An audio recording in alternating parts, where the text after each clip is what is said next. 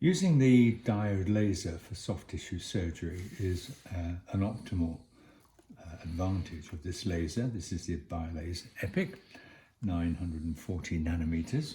The opening menu offers us a selection, broad selection, and we choose soft tissue.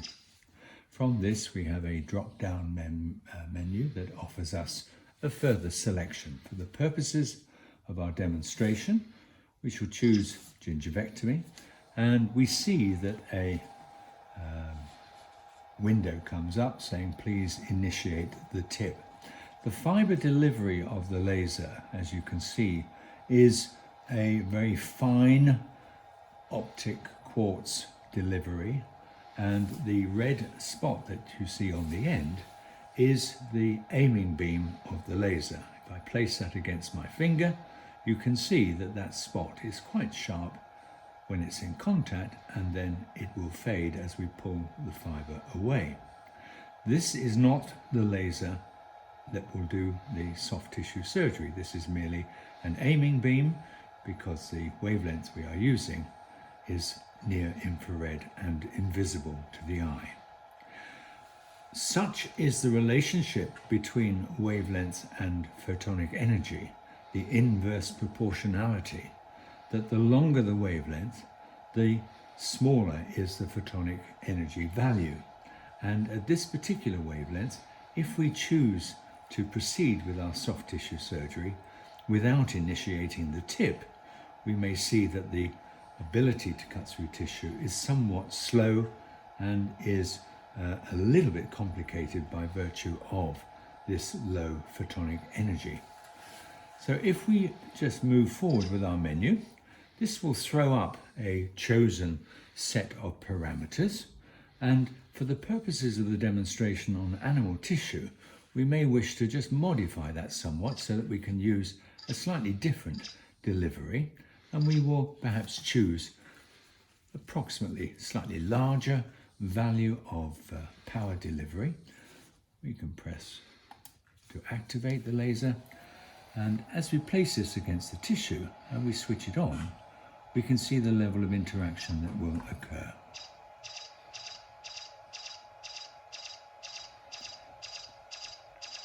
You can see as we pass through the tissue that there is a noticeable interaction with the tissue, but that the degree of cut and the rapidity of incision is slightly slower than what is perhaps considered optimal. The purpose of initiating the tip of this laser is to capture some of the energy at the tip of the fibre in such a way that that energy is converted to heat, creating what is called a hot tip to this fibre. There are many materials that have been suggested, but many of these have been shown to be of little value in producing a predictable level of coating sufficient to allow our surgery to become more efficient.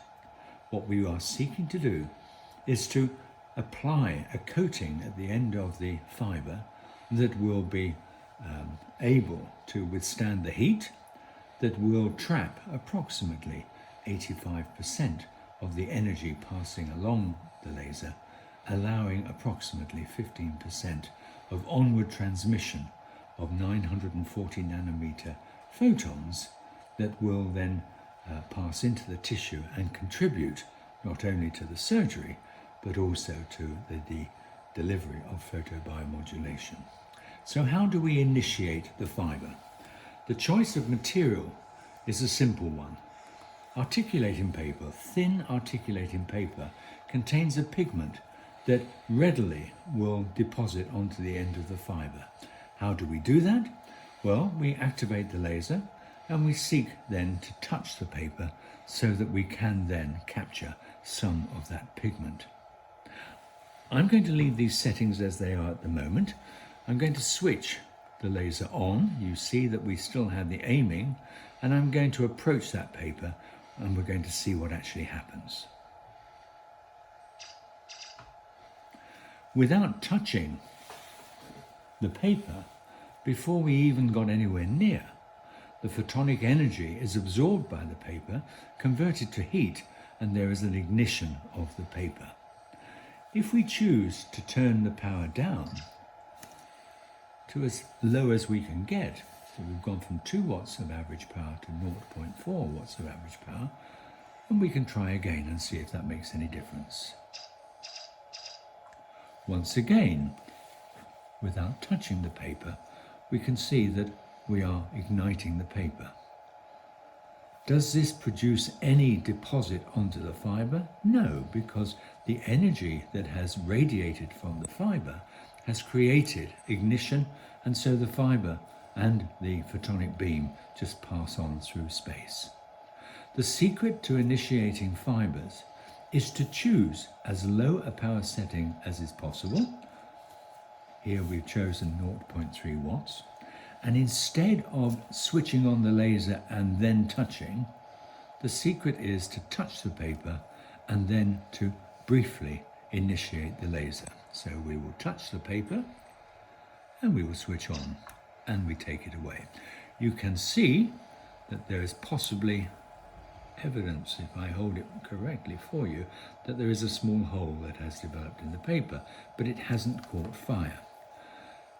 We do a succession of these amounting to 4 interactions. So in each case we touch the paper, keep it in contact and switch on. We touch the paper, keep it in contact, momentarily switch on, and we touch the paper, momentarily switch on, and this will then deposit pigment onto the end of that fibre. Now, if we go back to our preset that we had arranged before, somewhere in the region of 2 watts, we can try once more and see if our initial incision here has changed in any way.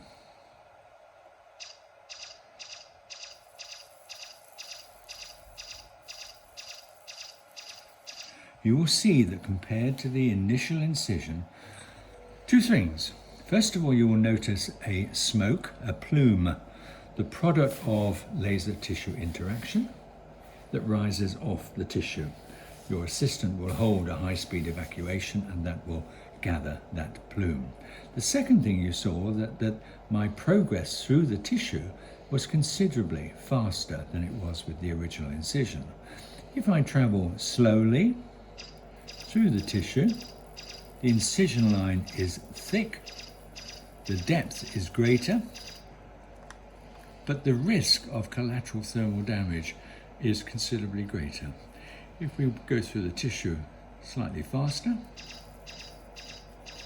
the incision line is thinner, the incision is neater, and there is less collateral thermal damage. So we have changed nothing in terms of the parameters of the delivery. The amount of average power we deliver is exactly the same, but by changing factors such as attenuation through the initiation of the fibre, together with our attention to how we interact with the tissue, the speed of movement, together with the power that we're delivering, this will have an influence on the progress of our laser tissue interaction.